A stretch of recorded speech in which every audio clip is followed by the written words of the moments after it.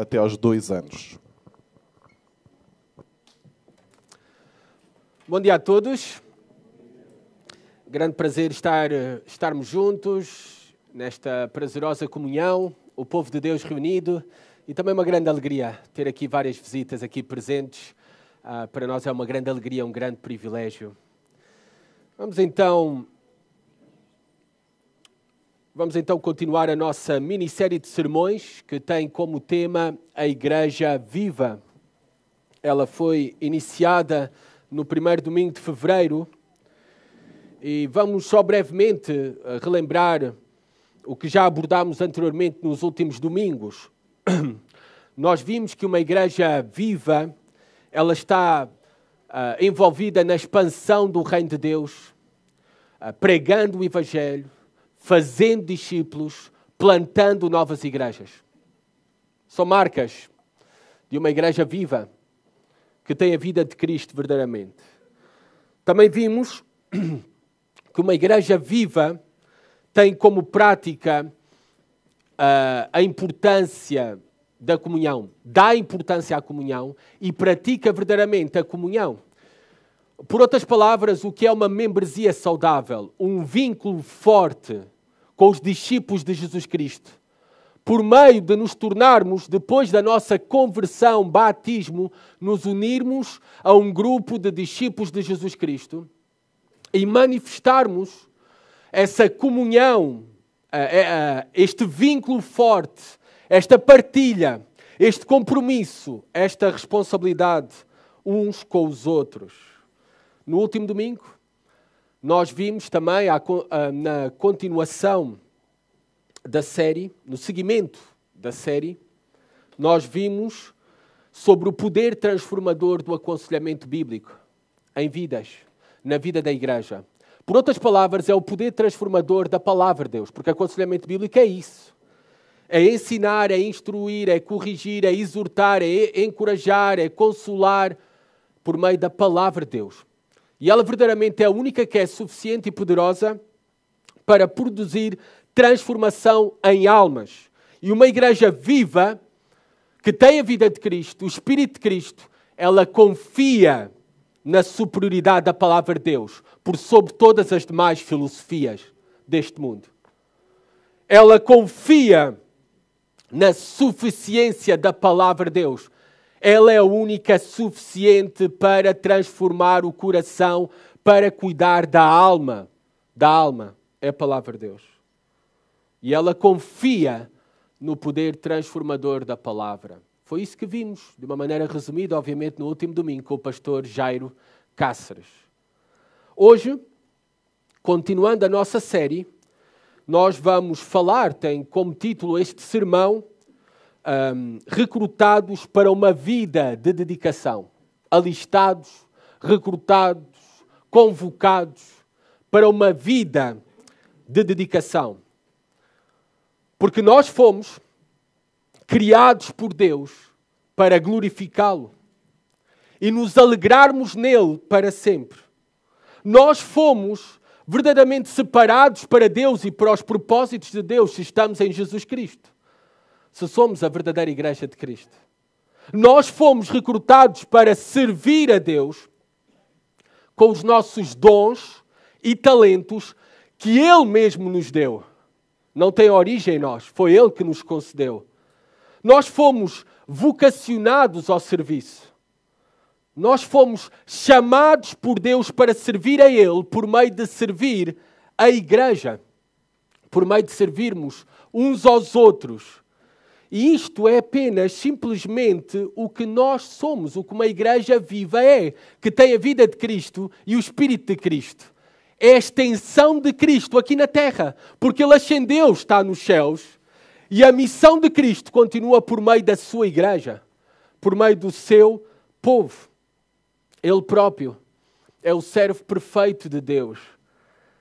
No Evangelho de Marcos, capítulo 10, versículo 45, diz que o próprio Filho do Homem, falando de Jesus Cristo, o próprio Filho do Homem não veio para ser servido, mas para servir e dar a sua vida em resgate por muitos. E agora nós que temos o Espírito de Cristo, Nós somos a extensão desta mesma missão. Nós fomos vocacionados para servir. Servir uns aos outros. E dar a nossa vida também pelos nossos irmãos. É isso que diz o apóstolo João em 1 João, capítulo 3, versículo 16. Então hoje vamos falar sobre todos nós sermos recrutados como cristãos, como povo de Deus, como igreja, para uma vida de serviço, para uma vida de dedicação. E vamos ler então as Escrituras, primeiramente juntos, na carta de 1 de Pedro, capítulo 4, do versículo 7 até ao versículo 11. Vamos colocar-nos de pé, por favor. Vamos então ler a carta 1 de Pedro, capítulo 4, versículo 7 a 11. Aqueles que podem colocar-se de pé, está bem? Se têm crianças, se não dá jeito, não se preocupem, está bem? Não é pecado não se colocarem de pé. 1 Pedro 4, versículo 7 a 11. Diz assim a palavra de Deus. Mas já está próximo o fim de todas as coisas. Portanto, tende bom senso e estai alertas em oração. Antes de tudo, tende profundo amor uns para com os outros, porque o amor cobre um grande número de pecados. Sede hospitaleiros uns para com os outros, sem vos queixar.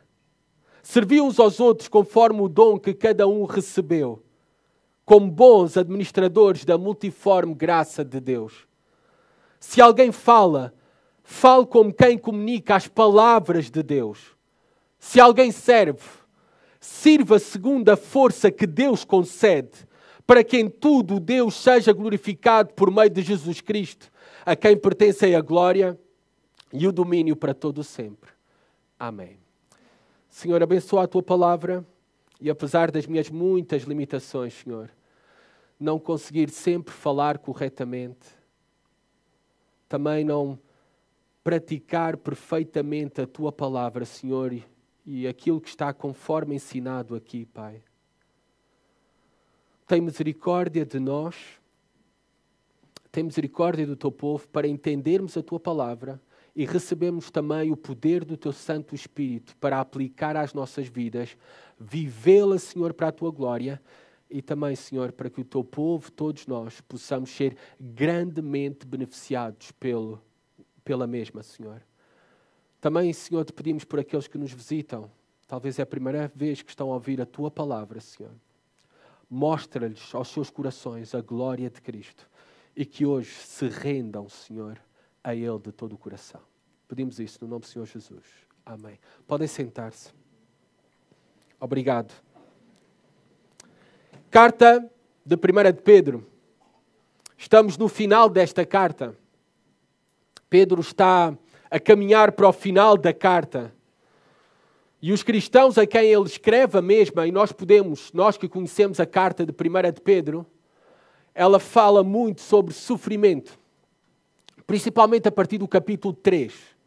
Pedro vai falar muito de sofrimento, porque na verdade era o contexto, a realidade em que aqueles irmãos, aqueles cristãos a quem Pedro escreveu esta carta viviam. Estavam debaixo de intensa perseguição por causa da sua fé. E cada vez mais a perseguição se tornava intensa. Então ele escreve esta carta. Escreve para consolar, animar, dar instruções de como os cristãos deveriam viver no meio de uma realidade difícil, de grande hostilidade, de grande perseguição. E nós estamos à espera de algo extraordinário para nos preparar para o fim, para nos preparar para viver em circunstâncias de grande dificuldade. E o que temos de Pedro para esses cristãos são estas simples palavras com aplicações tão práticas para a nossa vida. Esta é uma realidade para nós também. Porquê? Porque Pedro escreve estas palavras relembrando aqueles cristãos da certeza do fim de todas as coisas. Da certeza que o Senhor Jesus Cristo voltará. Da certeza do juízo final. Da certeza do fim da perseguição aos cristãos. da certeza do julgamento dos ímpios, o fim da restauração de todas as coisas, da ressurreição dos mortos, dos novos céus e da nova terra. Esse fim chegará. E Pedro relembra o nosso fim. Está a relembrar o fim àqueles cristãos. E o faz de maneira propositada. Nós devemos ter a certeza do fim, apesar da incerteza de quando virá o fim. Devemos ter a certeza do fim, apesar da incerteza de quando virá o fim. Esta é uma realidade que atravessa todas as gerações dos cristãos. Do primeiro século, para quem escreve o apóstolo Pedro, para nós que estamos no século XXI. Nós também vivemos numa realidade difícil. Nós vivemos no meio de uma geração corrompida e perversa. Nós vivemos numa geração que cancela a fé cristã e a palavra de Deus.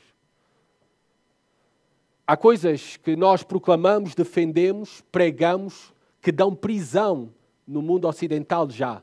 Não é apenas no mundo oriental, no mundo ocidental. Há grandes dificuldades e sofrimento à nossa volta. Nós sabemos desta realidade. Esta é uma realidade dentro de nós e fora de nós. E por isso devemos ser relembrados como Pedro o faz primeiramente no versículo 7. Mas já está próximo o fim de todas as coisas. O fim de todas as coisas. Não nos esqueçamos que isto aqui é passageiro. É transitório. Que nós somos apenas peregrinos e que nós conhecemos o fim de todas as coisas porque o Senhor já a revelou para nós no livro do Apocalipse e sabemos as últimas páginas da Bíblia e nós sabemos como tudo irá terminar bem para o seu povo. Como tudo irá terminar com a restauração de todas as coisas e a eternidade com Cristo para todos aqueles que estão em Cristo. Os nossos olhos e corações eles devem a todo momento e em toda a circunstância estarem direcionados mais do que nunca para a expectativa do fim de todas as coisas e o regresso iminente de Jesus Cristo. Do Rei dos Reis, do Senhor dos Senhores. Essa é a nossa expectativa e é iminente. Se Pedro diz essas palavras no primeiro século, mas o fim de todas as coisas está próximo, o que é que nós devemos pensar no século XXI? Mas o fim de todas as coisas está próximo. Esperamos e aguardamos o regresso iminente do Rei Jesus. E é tudo aquilo que nós desejamos. Para terminar, para colocar fim a esta realidade de sofrimento, por causa da maldição do pecado, e restaurar todas as coisas. Essa é a nossa grande esperança. Agora, como é que nós devemos viver ainda no presente? Porque nós ainda vivemos com a incerteza quando chegará o fim. Não sabemos se daqui a um dia, uma semana, um mês, um ano, 10, 20, 100 anos, nós não sabemos. Como é que nós devemos viver como cristãos? E nós estamos à espera que Pedro nos diga algo extraordinário. E reparem como Pedro é tão simples, e a vida cristã, em certa maneira, é tão simples. Obviamente vivida no poder de Cristo, na vida de Cristo em nós. Diz o seguinte, depois de ter dado o alerta urgente e importante, o apóstolo Pedro faz uso de dois imperativos. Vocês têm aí no versículo 7, que acabámos de ler. Tende bom senso, ou em outras traduções, sede criteriosos. E estai alertas em oração. Sede sóbrios em oração. São os dois imperativos. Primeiramente diz que nós devemos viver com bom senso. Pedro está a falar este bom senso, de maneira criteriosa, é com bom discernimento, de uma maneira ponderada, com uma mente equilibrada, porque quando estamos em sofrimento, as emoções tendem-nos a tentar ao desequilíbrio, ao desespero. Pedro está a dizer, tenhamos a nossa mente equilibrada, segura, firme na rocha que é Jesus Cristo e nas suas promessas. Também pessoas, quando pensam no regresso iminente de Jesus Cristo, nos eventos futuros, começam numa loucura, até cristãos, numa loucura, numa obsessão para descobrir quem é o anticristo, é o Papa. Então já tivemos todos o Papa, João Paulo II era o anticristo, agora é o Papa Francisco que é o anticristo, o Trump era o anticristo, o Obama já foi também o anticristo. Está sempre a mudar nesta obsessão nos eventos futuros. Não tem uma mente equilibrada. Não tem discernimento. Pedro está a dizer, ei, não viajem na maionese. Tenham bom senso, sejam criteriosos, estudem as Escrituras que já foi revelada para vocês. Não andem à procura das coisas ocultas que pertencem a Deus. Aquilo que foi revelado. Tendo bom senso, maneira ponderada, clara. Não entramos em desespero. Não entramos em desespero. Nós ficamos muito preocupados no mundo ocidental, na Europa, com a inflação, que sobe o quê? 2%, 3%, eu não sei. Eu cheguei à Argentina em condições que a inflação, num dia em 2006, a inflação tu podes acordar, no dia seguinte está a 40%, 50%, 60%. A Europa não sabe o que é inflação. Não sabe. E entramos desesperados, com medo. Vou já agarrar as minhas malas, vou sair da Europa. Tu não sabes o que é inflação. Pedro está a dizer, ponderados, bom senso. Mesmo que se levante a Terceira Guerra Mundial, sejamos criteriosos. Bom senso. Continuemos a confiar em Deus. Deus está no controle de todas as coisas. Independentemente do que aconteça. Diz aqui também que estai alertas ou atentos. É o contrário de estar dominado e afetado por algo. Por isso, noutras versões, está sóbrio. Porque alguém que não é sóbrio é porque está controlado por alguma substância. O álcool, por exemplo, está bêbado, é embriagado. Está dominado pelo álcool. Pedro está a dizer a nós, cristãos, que nós devemos ser sóbrios. Devemos estar atentos, alertas, vigilantes com todas as nossas capacidades. Isto implica bom senso. Implica discernir todas as coisas. Isto junto tem a ver com um equilíbrio na vida cristã, no modo de pensar, falar e agir. Não somos levados pelas emoções e sentimentos. Elas não determinam aquilo que nós somos. Mas sim a nossa vontade. Isso não é uma realidade para ti que pagas a mensalidade no ginásio? Tu acordas sempre com vontade de ir ao ginásio. Mas tu vais porque pagaste uma mensalidade. Tu não tens vontade, mas vais lá. Decidiste ir. Essa é uma realidade para ti, cristãos. Têm todos os dias vontade de ler a Bíblia. Todos os dias vontade de orar. Eu não tenho, confesso diante de vocês. Não é todos os dias. Mas eu leio. Eu oro. Porque nós não somos governados pelas nossas emoções e sentimentos. Nós temos bom senso. Nós ponderamos, bom discernimento e somos sóbrios. É isso que o Senhor nos mandou a ser também. E nas palavras aqui na instrução da carta 1 a Pedro, é certo que o sofrimento nesta realidade pode pressionar muito as nossas emoções e somos levados a muitas tentações. A incredulidade, a ansiedade, a incredulidade com a preocupação sobre o presente, sobre o futuro. É certo que há sofrimento e eu olho para vocês e conheço muitos, não sei o que é que estão a passar exatamente nos vossos corações e as vossas lutas, mas muitos de vocês eu sei o que é que estão a passar. Sei que talvez estão a sofrer com bullying na escola. Não te desesperes. Deus tem cuidado de ti e Ele é o soberano sobre a tua vida. E mesmo se Ele permite passar por esta realidade difícil, é porque Deus quer fazer uma grande obra na tua vida e no teu coração. E isso te fará mais parecido e semelhante a Jesus Cristo. E um homem e uma mulher mais forte. E isto tudo para a sua glória. Também alguns recebem cancelamento na promoção dos seus trabalhos por causa da vossa fé cristã. Porque o vosso chefe vos manda mentir e vocês não mentem. E por isso é que vêm os vossos colegas subindo de cargo, ganhando mais, e vocês com o mesmo salário passando os anos. Não te preocupes. Tende bom senso. Sede sóbrio. Equilibrado. Tudo isto vem do Senhor para ti.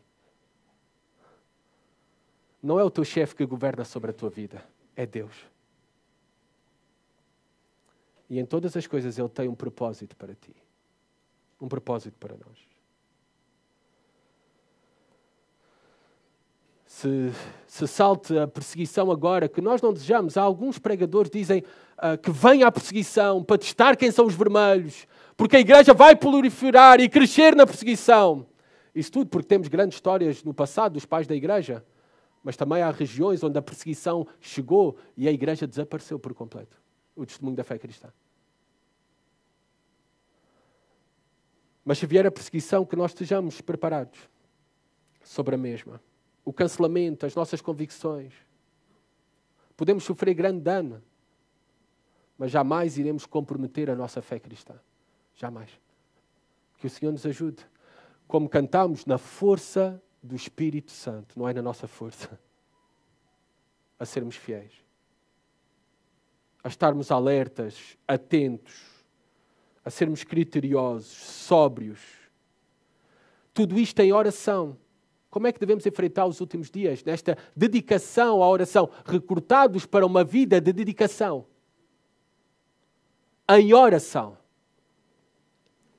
Devemos dedicar-nos à oração constantemente por todas as coisas e por todos, uns pelos outros.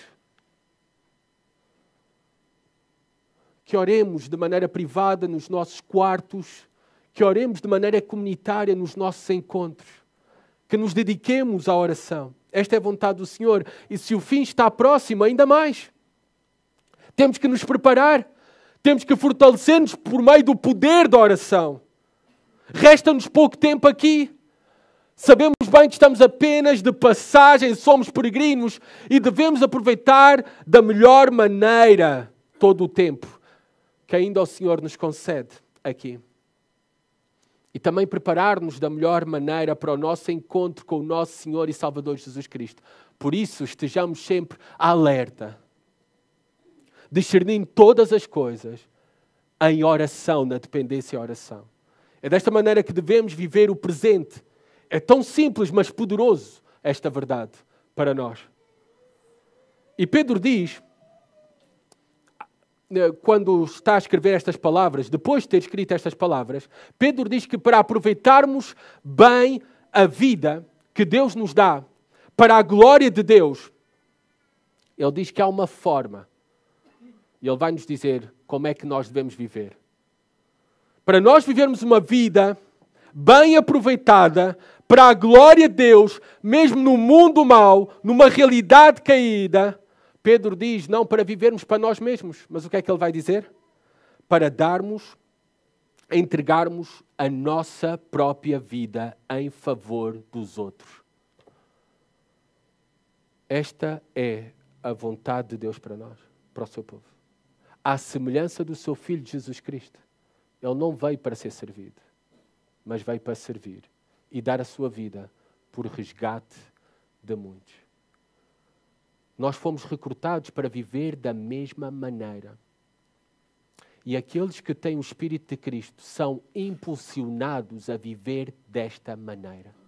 E se queremos cumprir a vontade de Deus, esta é a vontade de Deus. Nós vivermos para servirmos uns aos outros. É tão simples quanto isso a vida cristã. À semelhança de Jesus Cristo. À semelhança do nosso Senhor e Salvador Jesus Cristo. E qual o fundamento da nossa vida? Qual o fundamento da nossa dedicação, da nossa entrega? Ele diz, versículo 8, antes de tudo, Antes de tudo, tendo profundo amor uns para com os outros. Não está a dizer que aqui que o amor é superior à oração. Apenas está aqui a mostrar que o amor é o fundamento de todas as coisas. Ele é o fundamento de todas as coisas. Não tem a ver com superioridade. Mas o fundamento da nossa vida é o amor. O amor que temos conhecido e recebido de Deus. É o fundamento para todas as coisas. Essa é a motivação principal para nós cultuarmos, adorarmos, servirmos a Deus e servirmos os outros. E estarmos aqui num domingo de manhã quando podíamos estar no shopping. Ou a visitar o Palácio da Pena. É o amor, que é este que nos move. É a marca distintiva do cristão. Tantas vezes ela é destacada ao longo das Escrituras como a marca distintiva do cristão. O amor. O amor. Esta é a marca da verdadeira justiça, dos justos e daqueles que estão no caminho da justiça. Esta é a marca da verdadeira santidade. É o amor. É o amor por Deus e o amor uns pelos outros. Porque os dois principais mandamentos que resumem toda a lei de Deus, toda a vontade de Deus para nós, vocês sabem quais são. Amar a Deus de todo o nosso coração, toda a nossa alma, todo o nosso entendimento, toda a nossa força e amar o próximo. Queres cumprir a vontade de Deus para a tua vida? É tão simples quanto isso. Porque tudo na vida se resume a isto. Amar a Deus e amar o próximo. Tudo. Todas as esferas. Tudo aquilo que fazemos deve ter este fundamento. Tudo. Amar a Deus e amar o próximo. Só assim podemos viver de uma maneira que agrada a Deus. E esta é a vontade de Deus para nós. Hoje, no primeiro século era assim, no século XXI é assim, e se chegarmos ao século 30 também será assim. O fundamento daquele que tem o Espírito de Cristo é amar a Deus e amar o próximo. Pedro diz para, versículo 8, falando da característica deste amor, é tende profundo amor uns para com os outros. A palavra traduzida na minha versão, Almeida século XXI, a palavra traduzida como profundo, no original carrega o sentido de esticar. Esticar. É um amor contínuo. É um amor constante. É esse amor que Paulo vai dizer em 1 Coríntios 13, versículo 8, o amor jamais acaba. Ele se estica sempre. Jamais acaba. Jamais. O amor jamais acaba. Ele é contínuo, é sem cessar. É de uma maneira devotada, fervorosa. E claro, isto implica esforço. Amar implica esforço. Para amarmos continuamente, constantemente, sacrificialmente, fervorosamente, diligentemente, implica muito esforço. Mas esta é a vontade de Deus para nós. Fomos recrutados para uma vida de dedicação amorosa a Deus e aos outros. À igreja, ao povo de Deus. Porque Deus, em Jesus Cristo, reconciliou-nos com Ele e reconciliou-nos com o seu povo. Esta é a verdade central nas Escrituras. Amar alguém vai demandar esforço. Porque o amor, ele tem que se renovar a cada dia. O amor tem que ser provado em situações difíceis, em dias maus, não apenas quando tudo vai bem. O amor tem que ser provado nas crises, nos conflitos, nas falhas, nas limitações, no descanso e no cansaço, na tristeza e na alegria, na pobreza e na riqueza, na saúde e na doença. Ele tem que ser alimentado a cada dia. E tem que ser alimentado e cultivado porque o amor é uma decisão. Eu sei que o mundo diz que o amor é um sentimento, uma emoção. Nas Escrituras o amor é uma decisão. O que é que tu achas que, quando Deus nos escolheu desde a eternidade para a salvação e fomos objetos do seu amor, o que é que tu achas que viu em ti ou em mim digno de amor? Nada. Nada. A única coisa que viu era coisas que aborreciam a sua santidade. A única coisa que via era que nós merecíamos a sua ira. Aquilo que fazíamos criava a ele repulsa. Repulsa. Mas ele decidiu-nos amar. Decisão. Ao enviar o seu filho a morrer em nosso favor. Para ele pagar o preço que nós não podíamos pagar pelos nossos pecados, para o perdão dos nossos pecados e para assim sermos reconciliados com Deus para todo o sempre. E não foi porque nós somos melhores do que aqueles que estão lá fora, não somos. Não somos melhores que os ladrões que estão lá fora, que fugiram da cadeia Vale dos Judeus, não somos melhores que eles. Não somos melhores que as prostitutas que estão nas ruas, não somos melhores que elas. Somos o que somos unicamente por causa do amor misericordioso de Deus em nosso favor, ao nos ter feito nascer de novo. Ao perdoar os nossos pecados em Cristo Jesus e assim reconciliar-nos com Ele para todo o sempre.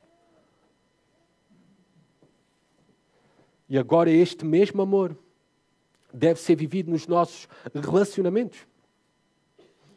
Implica uma decisão. Não sempre será fácil amarmos uns aos outros. Somos diferentes etnias, línguas, culturas, mas fomos recrutados para uma vida de dedicação amorosa a Deus e uns aos outros. E vai implicar sacrifício, vai implicar negar-nos a nós mesmos quando nos ofenderem.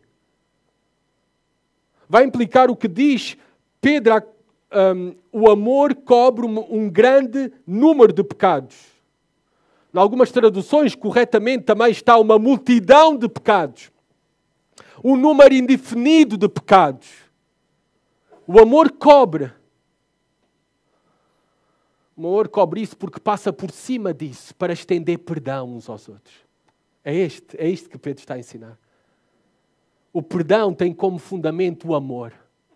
E tem como fundamento o amor de Deus para connosco, porque nós fomos perdoados por Deus e agora por isso nos perdoamos uns aos outros, ou devemos perdoar-nos uns aos outros se temos verdadeiramente o Espírito de Cristo. É isto que implica o verdadeiro amor. É desta maneira que é provado se uma igreja é viva, é se vive neste amor, se compartilha este amor, se este amor é real nos seus relacionamentos. Devemos estar sempre dispostos a manifestar esse amor uns para com os outros. Não pelo mérito do outro. Porque o outro não tem mérito. Assim como nós não temos mérito diante de Deus. Sabem porquê não tem mérito? Porque vai haver dias que tem mérito, mas outros dias que não. Vai falhar, vai pecar. Mas assim somos nós também. Ainda assim, Deus cobriu a multidão dos nossos pecados em Cristo Jesus. E o fundamento foi o amor, porque Deus amou o mundo de tal maneira que deu o seu Filho unigênito para que todo aquele que nele creia não pereça, não morra, mas tenha a vida eterna. Devemos estar então sempre dispostos a perdoarmos uns aos outros, da mesma maneira que Deus esteve disposto a perdoar-nos e nos perdoou efetivamente. Tornando isto mais prático, Pedro, e no Novo Testamento temos vários mandamentos, cerca de 500 imperativos no Novo Testamento, mas esses imperativos têm algo bem prático para nós. A vida cristã é prática, não é apenas blá, blá, blá, palavras. É prática. Então vamos ver como Pedro diz para nós aplicarmos este amor no perdão uns aos outros, cobre multidão de pecados, mas algo mais Pedro diz. Paulo diz no versículo 9, a prática desta vida de dedicação amorosa uns aos outros é por meio da hospitalidade. Versículo 9, sede hospitaleiros uns para com os outros. Sede hospitaleiros. Hospitalidade é este amor, este cuidado aos estranhos, aos estrangeiros. Literalmente é este significado no original. A palavra grega para hospitalidade é filoxenia, que significa amor ao estrangeiro. Pois era exatamente isso que nós éramos também. Antes de conhecermos a Cristo como nosso Senhor e Salvador, éramos estranhos a Deus. Não pertencíamos ao reino de Deus, éramos estrangeiros. Até que Deus um dia abriu as portas do seu lar, da sua casa, para nós entrarmos no seu reino. E também para convidar-nos para a sua mesa e comer juntamente com Ele pão e beber vinho. Foi isso que Jesus Cristo fez quando instituiu a mesa da ceia do Senhor e prometeu que um dia iremos comer novamente juntamente com Ele, na eternidade, na glória, quando Ele venha. Nós éramos estranhos, estrangeiros, e o que Deus fez connosco foi abrir a sua casa e convidar-nos para a sua mesa. Este é o amor de Deus na prática. Como é que nós também provamos este amor na prática uns para com os outros? Da mesma maneira, abrindo a nossa casa e compartilhando a nossa mesa. Sede hospitaleiros. É por isso que nós somos recrutados para uma vida de dedicação por meio da hospitalidade. Porque somos seus representantes. Porque Ele fez o mesmo para connosco. E no primeiro século, quando Pedro escreveu estas palavras para os cristãos ali do primeiro século, a hospitalidade naquele tempo era uma necessidade gritante. Gritante. Muito mais do que hoje em dia. Era muito necessária, fundamental a hospitalidade para receber os pregadores itinerantes, como o apóstolo Paulo, como Timóteo, como Tito, Silas, Barnabé e tantos outros que nós não conhecemos. Era fundamental. Não havia hotéis e, além disso, eram perigosos. Havia hospedarias ou lugares, além de serem poucos, além de serem sujos, porcos, limitados, além também de ser perigoso para os cristãos que estavam debaixo de perseguição. Não se esqueçam. Contexto desta carta. Os lugares de segurança para os cristãos eram as casas dos cristãos, dos outros cristãos. E era muito necessário também, naquele contexto do primeiro século, porque em contexto de perseguição, muitos cristãos tinham perdido tudo. Tiveram que fugir das suas cidades, tiveram que deixar as suas casas para trás, não tinham onde ficar. E aí apareciam os cristãos com 9 filhos. Onde é que eu posso ficar? E Pedro está a dizer, sede hospitaleiros. Recebe-os. E na nossa cultura ocidental, isso nos provoca urticária. Mas nós não somos regidos pela cultura. Nós somos regidos pela vontade de Deus.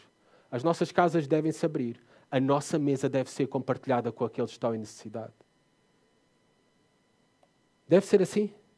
Devemos evidenciar este amor na prática. Foi isto que nos conduziu como igreja quando começou a guerra na Ucrânia, em que vamos orar pelos ucranianos, vamos orar pela Igreja de Cristo na Ucrânia, vamos orar pela guerra, mas vamos fazer algo mais. Por que não vamos receber refugiados?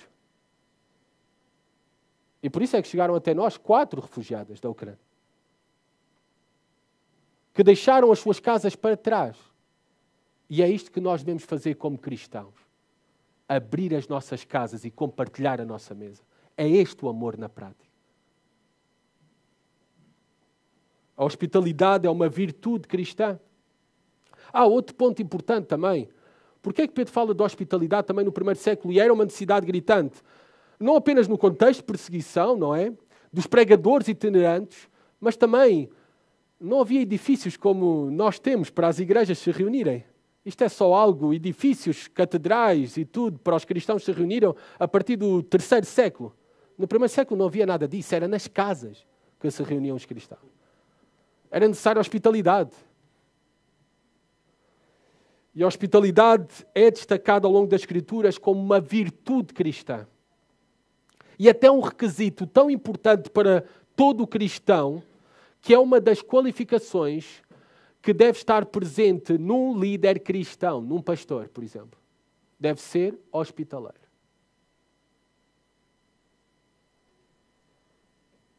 pois ela é a evidência do amor na prática. Ela é uma qualidade de bondade. Ela é uma qualidade de generosidade para com outros. A hospitalidade partilha, oferece os seus recursos e bens.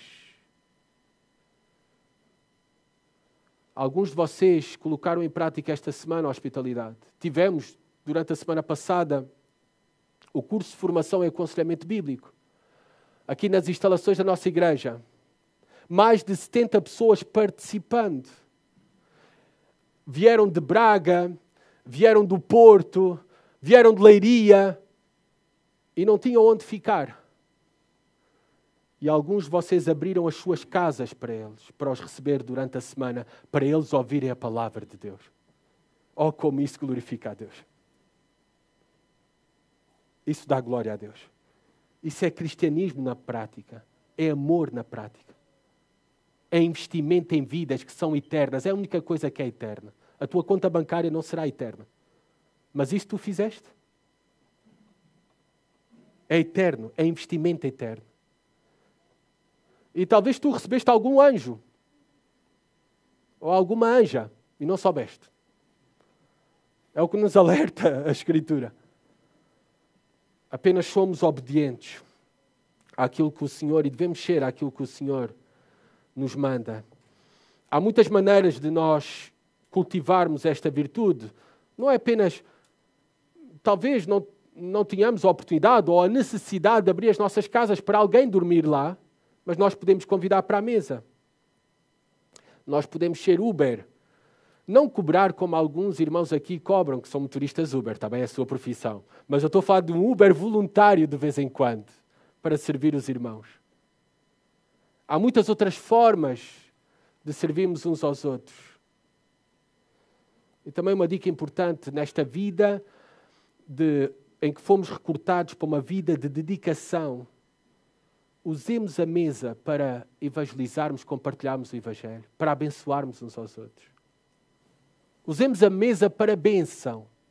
Usemos as nossas mesas para evangelização, proclamação do Evangelho e edificação, não para a difamação e murmuração.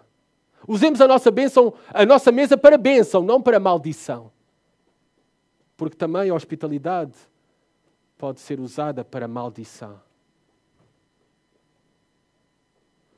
E diz que devemos fazer isso, o apóstolo Pedro, na palavra de Deus, versículo 9, sem vos queixar.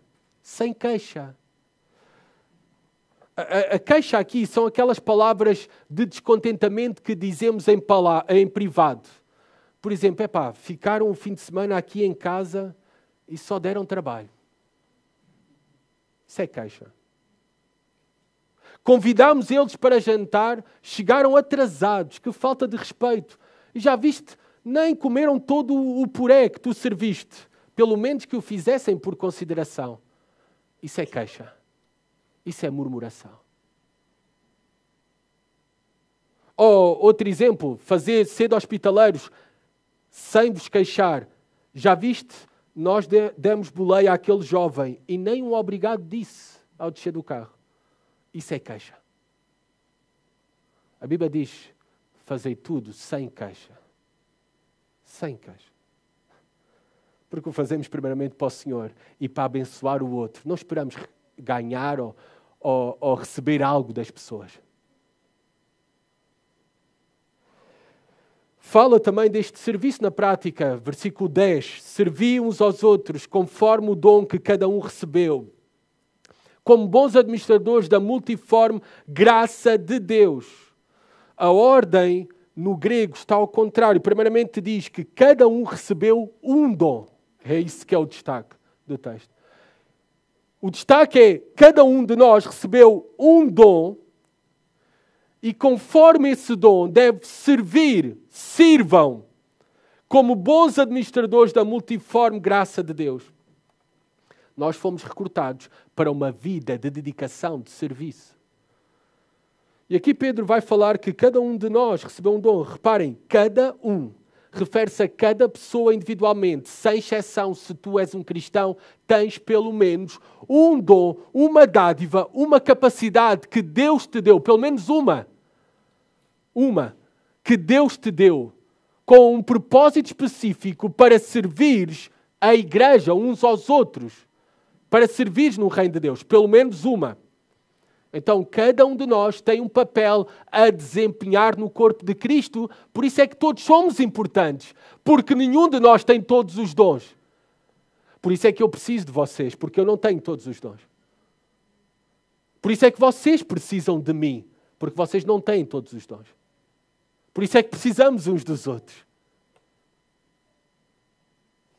E diz, como recebestes. Isto indica que o dom foi dado. Há pessoas que perguntam, pastor, posso orar para receber este dom? Eu disse, não vale a pena, porque é o Senhor que determina, é Ele que dá, na sua soberania. Não vale a pena. Ele diz que cada cristão já recebeu. É uma dádiva de Deus. Não podemos manipular isso ou exigir isso. Ele decide soberanamente o mesmo. Podemos sim orar para que o Senhor nos ajude a descobrir qual é o nosso dom, para que Deus nos ajude a desenvolver o nosso dom, mas não para receber um dom específico. Ele é recebido do céu, por vontade do céu unicamente. É um dom, porque se refere, esta palavra no grego é carisma. Refere-se à graça, a uma graça que é dada por Deus. Esta palavra, obviamente, quando fala de dom, é algo que é dado gratuitamente e sem mérito humano. É um presente divino. É um presente divino. E eles devem ser usados em benefício mútuo. Eles são para ser usados dentro da comunidade cristã. Dentro da comunidade cristã. A minha vocação como pastor e as minhas implicações no meu ministério e serviço para com a igreja, ele tem um impacto e desempenha um papel na igreja. Lá fora, ele não desempenha nenhum papel. Realmente não tem nenhum impacto, a não ser eu ser uma testemunha de Cristo. Isso somos todos nós. Mas estou a falar de um dom específico.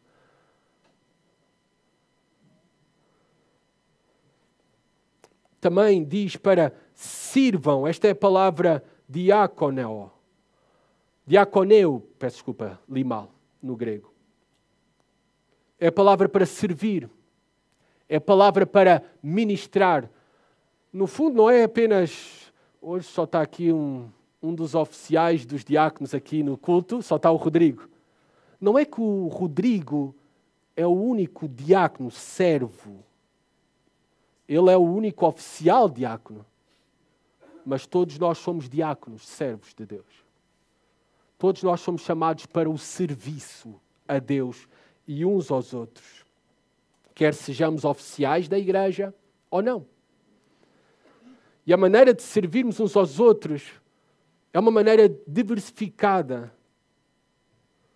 Fala aqui Pedro, como bons administradores da multiforme graça de Deus, esta multiformas, em diversas formas da manifestação da graça de Deus, porque Deus confere uma grande diversidade de dons espirituais. Temos várias listas sobre os mesmos, diversos, como por exemplo em 1 Coríntios capítulo 12. Há várias oportunidades também de serviço. E ao longo do tempo até, e da característica de cada corpo local, cada lugar também, há diferentes oportunidades de ministério. Por exemplo, temos ali atrás 3 jovens que estão na mesa de som, na multimédia e estão a servir a igreja. Não havia multimédia na mesa de som no primeiro século. Então há uma variedade enorme de serviços ao Senhor. E cada um conforme o dom que recebeu, um dom espiritual que Deus concede pela sua graça, em que nós somos chamados a sermos bons administradores. É isto que Pedro diz. Como bons mordomos, como bons administradores dos dons que Deus nos concedeu. É para usarmos com sabedoria e é para usar com fidelidade. Um cristão que não serve é uma antítese daquilo que é um cristão. ele contraria a mensagem cristã e a sua chamada como cristão. Se não servimos uns aos outros. E quando falam uns aos outros, não é só o grupo que tu queres servir. É todos. É todos. É uns aos outros. Talvez estás-te a perguntar qual é o meu dom. Qual é o meu dom espiritual, pastor? Eu não sei. Bem, nos fundamentos da fé nós vamos estudar sobre dons espirituais, especificamente. Mas alguns rápidos conselhos àqueles que não estão no curso dos fundamentos da fé, da nossa escola bíblica dominical. E talvez estás a pensar aqui, como é que eu posso descobrir qual é esta dádiva, esta capacidade que Deus deu para eu servir a igreja, para eu servir no reino de Deus? Alguns conselhos bem simples. Primeiramente, envolve-te com a igreja. Tudo começa por aí. Envolve-te com a igreja. Sê fiel. Está presente. Envolve-te com as pessoas. Relaciona-te com as pessoas. Depois começa a servir. Não porque tens um título, um ministério que te foi designado. Começa a servir de coração. Naturalmente. Começa a servir para arrumar as cadeiras quando termina o almoço comunitário, para limpar, para ir lavar a louça. Começa a servir. Começa a servir. Muitos de vocês, eu estou a olhar para vocês, começaram a limpar as instalações desta igreja, ainda nem eram membros. E se colocaram à disposição para limpar as instalações desta igreja a cada fim de semana. É isso. Não é porque têm um ministério, não é porque tinham responsabilidade, até nem eram membros. Mas é isso que faz um cristão. Fala também com os pastores da igreja. Se não sabes, talvez há áreas de necessidade em que, falando, tu podes, talvez, suprir e ser a resposta às orações da igreja, da liderança da igreja. Mas, atenção, ter o desejo de algo no teu coração não é tudo. Não é tudo. Porque há pessoas que dizem que têm determinado dom e realmente não o têm, mas estão convencidas que o têm. Há pessoas que dizem que têm a chamada para determinada vocação e não têm, mas estão convencidas que têm. Então tudo deve ser examinado numa submissão, e esta submissão todos nós estamos envolvidos na igreja. É a igreja quem reconhece os dons espirituais. É a igreja quem reconhece as vocações. É a igreja. Mais importante, de maneira natural, envolve-te com a igreja. E o Senhor irá revelar o desejo do teu coração e confirmar também o teu dom ou dons espirituais. Versículo 11, para terminar. Se alguém fale como quem comunica as palavras de Deus. Se alguém serve, sirva segundo a força que Deus concede, para que em tudo Deus seja glorificado por meio de Jesus Cristo, a quem pertence a glória e o domínio para todo sempre. Amém. Pedro está aqui no meio da carta, praticamente, numa doxologia de louvor a Deus. Louvor a Deus. E ele menciona aqui duas grandes categorias de dons. Fala dos dons de fala e dos dons de serviço. Eu recomendo a leitura de 1 Coríntios 12, de Romanos 12, e aí podes ver aí a variedade de dons espirituais que o Senhor concedeu. Alguns de sinais especiais que foram para o tempo dos apóstolos, a época dos apóstolos, como os dons de falar em línguas, cura, milagres. E agora, depois da época dos apóstolos, ainda temos uma diversidade de dons que estão vigentes, presentes no corpo de Cristo. Se alguém fala, diz Pedro, naquele tempo, no primeiro século, Pedro está a falar do dom de apóstolo, está a falar do dom de ensino. O dom de apóstolo foi só para uma época, a época dos apóstolos, tá bom? Mais ninguém tem o dom de apóstolo, ou deve ser reconhecido pelo apóstolo. E tudo o que ouças ou vejas por aí que se autodenomine apóstolo é um falso apóstolo, um falso mestre. E muito provavelmente um falso cristão. Se alguém fala também do dom de ensinar a palavra de Deus. Fala do dom de pastor-mestre, fala do dom de exortação, fala do dom de profecia. E entendemos nas Escrituras que profecia, nós pensamos que é revelação, somente revelação de algo futuro, uma nova revelação. Profecia é a transmissão da mensagem de Deus. Hoje em dia, por meio dos pregadores, é ministério profético. É ministério de transmitir a palavra de Deus com fidelidade.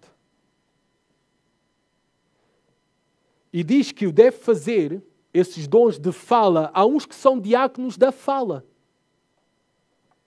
Deve fazer de que maneira, diz Pedro? Como quem comunica os oráculos. Oráculos também era um termo usado para as religiões pagãs daquele tempo. Eram as mensagens divinas, as palavras. Pedro diz, como quem comunica as palavras de Deus, a revelação de Deus. O dom deve ser, da fala, deve ser para falar a palavra de Deus, não aquilo que nós queremos falar. Devemos usar a palavra de Deus, que é a única que transforma, que renova, que purifica, que dá a verdadeira esperança, que corrige, tem autoridade para corrigir, para exortar, para edificar uma igreja. Fala também de quem serve. Se alguém serve, sirva segundo a força que Deus concede.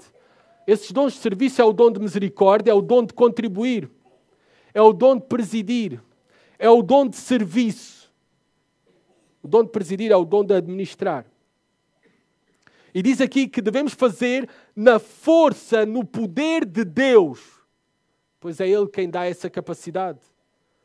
Porque é difícil servirmos uns aos outros. É difícil lidarmos com as misérias uns dos outros. Com as dificuldades. Necessitamos do poder de Deus em nós. Como nós cantamos, na força do Espírito Santo. Nós não somos autossuficientes.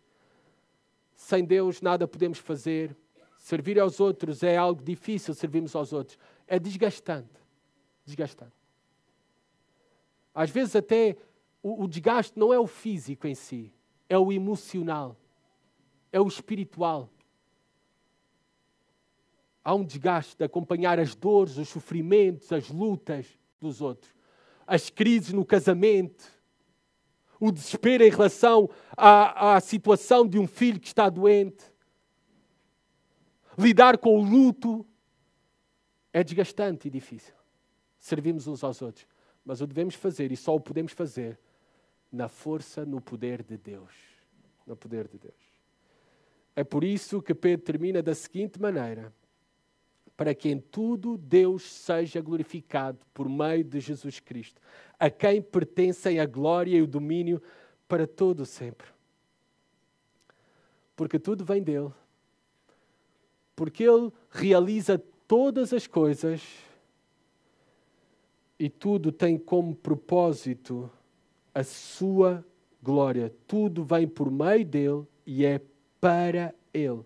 Interessante, não é? Pedro começou a falar que o fim está próximo. Mas diante desta incerteza do fim, Pedro termina dizendo que o nosso fim é glorificar a Deus. Independentemente da incerteza de quando virá o fim, o nosso fim, diz Pedro, é glorificar a Deus em todas as coisas. Por meio de amarmos uns aos outros, perdoarmos uns aos outros, sermos hospitaleiros uns com os outros, servirmos uns aos outros, fomos recrutados para uma vida de dedicação para a glória de Deus. Esse é o nosso fim, por toda uma eternidade. O fim está próximo. Fomos relembrados do mesmo. Como é que esta verdade em relação ao retorno iminente de Cristo afeta a tua alma, a tua vida esta manhã? Tens considerado que o fim de todas as coisas está próximo? A vinda de Jesus Cristo, o juízo final, a ressurreição dos mortos, a restauração de todas as coisas, o encontro com Deus, o fim está próximo. Como é que isso afeta a tua alma? Há muito algo de errado em ti, perigoso, se permaneceres indiferente a esta futura realidade que o fim está próximo e que Jesus Cristo vem. Perigoso porque tem implicações eternas para a tua alma. E é meu desejo que estejas pronto para te encontrar com o Rei Jesus Cristo. O fim está próximo. Como é que está a tua alma? Como é que está o teu relacionamento com Deus, com a igreja? A infidelidade de muitos, caracterizada pela ausência de compromisso com as coisas espirituais, pela ausência de compromisso com a igreja, pela avareza, pelo amor ao comodismo, ao conforto, por viver somente para si e não para o outro, é um sinal, que são vários sinais que demonstram a verdadeira condição espiritual dessa alma. A única coisa que provam é que Jesus Cristo não é o Senhor da sua vida. E há aqui um grande alerta. O fim está próximo. E o fim, se Jesus Cristo não é o Senhor da tua vida, o fim para ti será trágico. Será trágico. Será triste. Arrepende-te. Arrepende-te dos teus pecados. E volta-te para Deus de todo o teu coração. Que tu possas também crer nele como Senhor da tua vida para viver para Ele e abraçá-lo como teu Salvador, confiando nele para a salvação dos teus pecados e para a reconciliação com Deus para todo o sempre. O fim está próximo. Para nós, devemos ser relembrados também que o fim está próximo. Nós que já somos cristãos. O fim está próximo porque a nossa vida é breve. E o fim está próximo porque aguardamos o regresso iminente de Jesus Cristo. E nós devemos estar preparados para este encontro com Jesus Cristo. Sabemos que nos espera um tribunal no futuro. Um tribunal de Cristo para recompensas. Sabemos que Deus nos deu uma vida, nos deu os dons, nos deu um propósito particular a cada um de nós. E Ele requer de nós que sejamos fiéis, porque um dia teremos que prestar contas diante dEle. E o tempo é escasso, as oportunidades passam rapidamente. Que nós possamos aproveitar bem a nossa vida para viver dedicados fielmente a Deus e ao próximo, usando o nosso tempo, corpo, saúde, talentos, dons, oportunidades. Tudo isto que recebemos do céu nos foi dado e confiado graciosamente para que usemos com responsabilidade agora e fielmente para a glória de Deus e para a expansão do seu reino aqui na terra. Para abençoarmos uns aos outros e que possamos aproveitar isso e não desperdiçar as nossas vidas. Estamos a meio do jogo. Estamos a bem do jogo. O jogo ainda não terminou, mas o fim está próximo. Somos uma equipa. Precisamos uns dos outros. Precisamos uns dos outros. E cada um de nós precisa de cumprir a sua responsabilidade neste campo da vida. Neste jogo da vida. Para que assim o resultado final será glória. Verdadeira glória. É isso que nos aguarda e nos espera. Oremos ao Senhor pedindo isto mesmo. Senhor, rogamos, Pai, que aqueles que estão aqui presentes, Tu dês vista àqueles que estão cegos espiritualmente, àqueles que têm o coração endurecido. Senhor, que Tu possas, Pai, dar um novo coração, que possas abrir os olhos do seu entendimento e que eles possam desejar, Senhor, a Cristo como Senhor e Salvador das suas vidas. Pedimos, Pai, que os salves agora, Pai, pela Tua graça e poder. E também que estendas a Tua graça abundante sobre nós, o Teu povo. Que possamos ser cada vez mais conscientes, cientes, Pai, que o fim de todas as coisas está próximo. Que vivamos sempre na expectativa iminente do Teu regresso, do regresso do Teu Filho. E, Senhor, aviva-nos, Pai, aviva o Teu povo, a Tua igreja, a cada um de nós, para viver fielmente para a Tua glória no tempo que nos resta, Senhor, até que Tu venhas. Amém.